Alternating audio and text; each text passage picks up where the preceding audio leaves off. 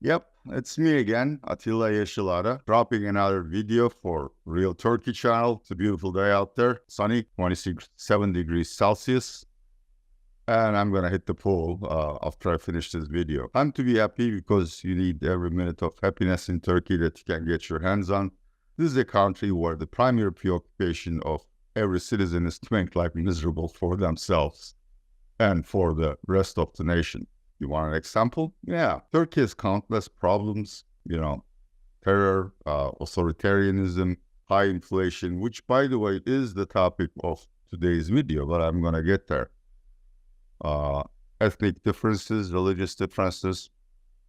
But you know what the government is doing? Its highest priority legislation is to get stray dogs off the streets and to put them to sleep if no one claims one or adopts one within a month. Now, maybe this practice is also common in some Western countries. And what really strikes me as odd when I go abroad to Western countries is that you don't see any stray dogs or cats on the streets. Istanbul, all over Turkey, stray animals, street animals are part of the daily life. They enrich our culture. Most of them are nurtured and fairly tame. They're very friendly. Of course, there are exceptions. Sometimes people are attacked by packs of stray dogs. I understand this is a problem, but obviously putting them to sleep is not. And this just has raised so many protests that now everybody's arguing about that. It's completely inhumane to kill these animals when the cost of sheltering them, feeding them, or nurturing them is extremely low compared to whatever we're paying for everything like the luxurious, extravagant expenses of presidential palace. But anyhow, this is just an example. Obviously, what I'm going to talk about today, inflation is a huge problem for everyone in this country.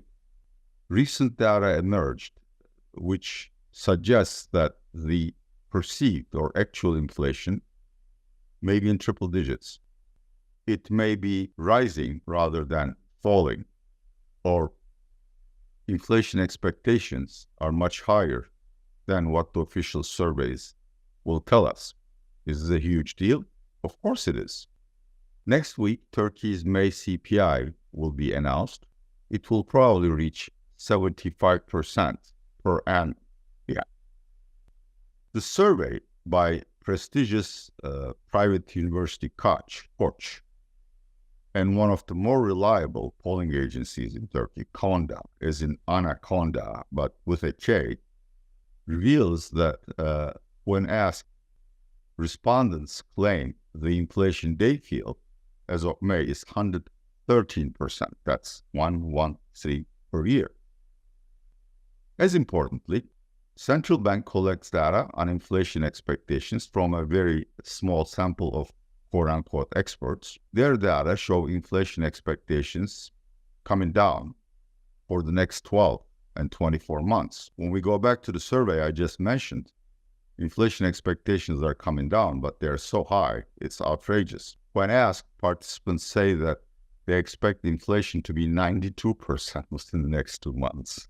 Imagine living in a country where, burger, fries, beer cost $7 this year. Next year, it's $11.50. There would be riots on the street. American people would exercise their Fourth Amendment rights and take up arms against the government. Believe me, it may get to that point in Turkey too. The rest of the video is about understanding Turkey's inflation measurement argument and what the political and economic implications of this Koç and Konda survey will be going forward. Let's start with political implications. Check my videos below. Turkey held municipal elections on 31st of March this year, which ended in a humiliating defeat for our President Erdogan and his nationalist ally, Mr. Bahçeli, the chairman of the MHP party. Of course, we're still doing the post-mortem on this defeat, but one reason that stands out very clear is that the most loyal constituency for AKP, Turkey's retirees, have abandoned the party in millions. To put things in context, in a population of 85 million, Turkey has roughly 16 million retirees. That number is supposed to increase by 2.5 million in the next 5 years. And assuming each retiree has 0.5 dependent, you are talking about 24 million votes. As anywhere in developed countries, retirees are extremely active in politics. They're active voters, but this time they stayed home or switched to other parties, even to the nemesis main opposition party, Social Democratic, CHP. And the reason is very simple. They are starving, literally. I mean, the median pension in Turkey is less than $500. That's less than $6,000 in a year, in a country where the average per capita GDP, just the per capita GDP, is $14,000. And it wasn't this way. I mean, when AKP came to power, the average pension was 1.7 times the minimum wage. Now it's less than the minimum wage. And retirees have used the opportunity of the elections to lobby for higher payments. AKP publicly debated that, and then our economy czar, Mehmet Şimşek, told everyone that you can't afford it. I mean, it's not that, we're cruel or we don't want to win the elections, but the cost would be like something $30 billion a year, which Turkey doesn't have. So they didn't get any extra pay hikes, and they protested. Now that the elections are over, the issue is not forgotten. Retirees are on the streets, and CHP is actively recruiting them to the main opposition party by promising that as soon as they come to power, they are going to undertake a massive study and increases to pensions, so much so that retirees' living standards would be returned to 20 years ago. As I've said, they are going to increase the average pension from the current level to the minimum wage at the very least, and then index it to the minimum wage. Of course, this is extremely costly, but you got to understand, if a man or a woman, say at the age of 70, lives in a major city and doesn't own a house, essentially they can't afford food. It's that bad, and there's really no there's no social welfare programs to help them, because Turkey also has a rental shortage and rent inflation problem. So this problem is not going to go away. And the fact that pensions, civil servant salaries and wages, and the minimum wage are adjusted to inflation every 6 months or a year is the gist of the problem. When this adjustment is made, the figures published by the official statistics agency TÜRKSTAT, or TÜİK, is used. Recall, Turkey TÜİK's inflation will have reached 75% in May, when data is announced next week. There's a huge difference between what these people deserve and what they get if the survey is correct. And it's also true for Turkey's huge numbers of blue-collar workers who work at the minimum wage. In Turkey, the total active workforce is 33 million or so, and data shows that at least 40% of them only draw a compensation at or around the minimum wage. So they too are really extremely sensitive to this issue. Will the government do something about that? As I've said, it's almost impossible. Or put it this way, providing better living standards for retirees is impossible in the context of current austerity program. It is possible if massive budget savings can be generated somewhere else. Since salaries and transfers to Social Security Administration constitute at least 50% of the budget, it's not clear where these funds will come from. So retirees will constantly agitate this data to be adjusted. Now, of course, I need to address the issue of whether anyone will take this survey seriously. There is a case study from recent past which shows us that if not now, then within a few months, the survey is going to make the headlines and become probably the center point of the national debate on social policy. We economists don't think TÜRKSTAT is being fair in terms of measuring inflation. Inflation is understated, but we really don't know by how much, because TÜRKSTAT also hides the details of the data, which would allow us to compare, other price sources and their data to find out the gap. So roughly 2-3 years ago, a group of respectable academicians gathered under the banner of ENAG, ENAG in Turkish, and they started publishing monthly inflation data. Their figures created an uproar because it is at least twice as high as the official CPI. And in fact, Turkstat sued them for violation of intellectual property rights. Or I don't know why you would sue anyone, publishing an inflation index. But the thing here is that it was taken extremely seriously, and there was tremendous pressure on the government to do something about it, but nothing has been done. So I think this data will be leveraged by the opposition and by the lobbies for, retirees to increase their periodic pay hikes. And it's going to create a significant problem for Mr. Erdogan. Economic implications are also dire, because monetary policy is not only based on actual inflation data, but in the case of Turkey in particular, but to a certain extent in every country, it's also based on estimating what inflation expectations are. Because if you're going to break the back of inflation, first you have to break inflationary expectations.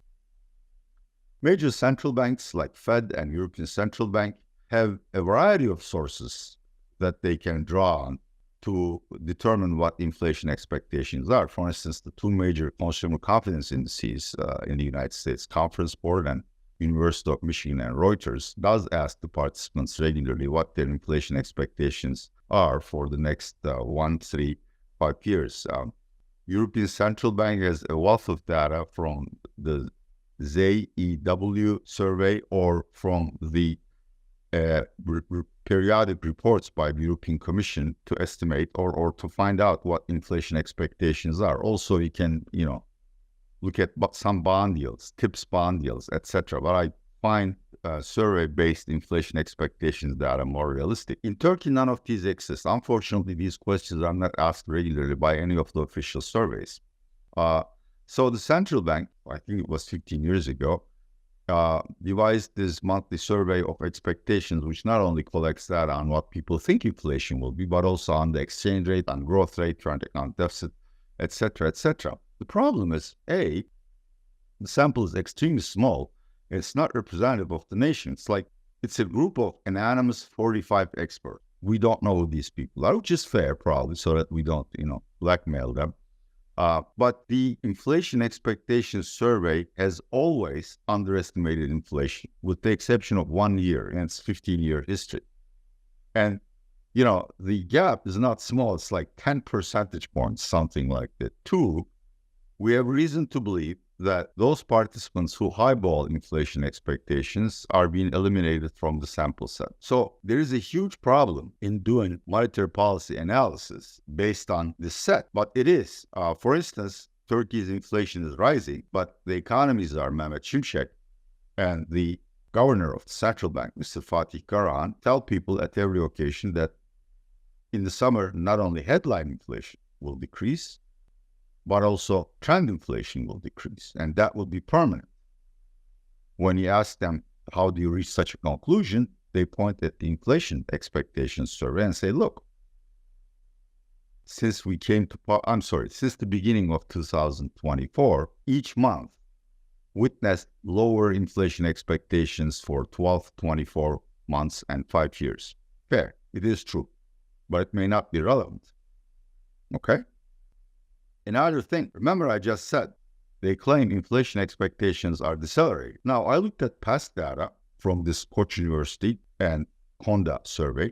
In January, for instance, annual inflation was estimated at 72%. At 92%. And inflation expectations for the 12 months ahead were only 72%. So in the 5 months since then, inflation expectations have actually increased, not the other way around, which obviously has slightly different policy implications. A, central bank needs to increase interest rates further. The current policy rate of 50% Effectively, it's 53%. And if you compound, it's probably close to 60, but never mind the technicalities. Simply because people will consume too much and save enough if the real interest rate is negative. Two, you cannot cool domestic demand, which is currently the primary cause of inflation when you have such low interest rates. And also, the survey explains why, despite rates being hiked from 8.5% to 53%, it has had no impact on consumption. Yeah, consumption is slightly lower vis-a-vis this time last year, but not significantly. Also, we saw April consumption goods imports go up, which is very scary. So monetary policy needs to be tightened too. This is not enough. You can't stabilize a high inflation economy just by tight monetary policy. You also need budget cuts. Already, Mehmet Şimşek has provided only very modest budget cuts, which are mostly symbolic. And if this data is correct, to have any significant reductionary impact on domestic demand, the budget cuts need to be huge. I used to think maybe 1% of GDP, now maybe 2% of GDP. And of course, clearly, people may change their expectations about holding Turkish lira versus hard currency deposits if this piece of data becomes more widely discussed. Since the March elections, I've already mentioned, the fact that Mehmet Şimşek stayed in his post and Mr. Erdogan didn't renege on conventional or orthodox economic policies, there has been a complete change in sentiment. Before the elections, people expected currency depreciation, perhaps a currency shock. Now everybody expects the dollar TL rate to be almost fixed, stable for the next 3-4 months. As a result, Turkey's savers have begun switching from FX deposits to Turkish lira deposits in droves. I think they converted at least $15 billion in the last 2 months, which bolstered central bank FX reserves and created a snowball effect. When central bank reserves increase, foreigners invest more into the country because they have assurance that Turkish lira will not depreciate, so Turkish assets will be more valuable than anticipated previously. And for Turks, look, the annual dollar deposit in Turkey is like 2%. Okay, the annual TL deposit is roughly 50%. You do the math. If you don't expect the Turkish lira to lose value against the dollar, you got to go to Turkish lira deposits or you lose your shirt. So all of this could change. Nothing will happen no matter what the debate about the actual inflation rate is over the summer months because seasonal inflows are so large. We get like $40 billion of tourism revenue and, energy imports are low in summer and autumn months. Also, inflation data is seasonally low because you consume less energy and more fruits and vegetables. But people may immediately switch from Turkish lira deposits to dollars or to gold if, contrary to official inflation, which I expect to drop, these figures show inflation remaining high or accelerated.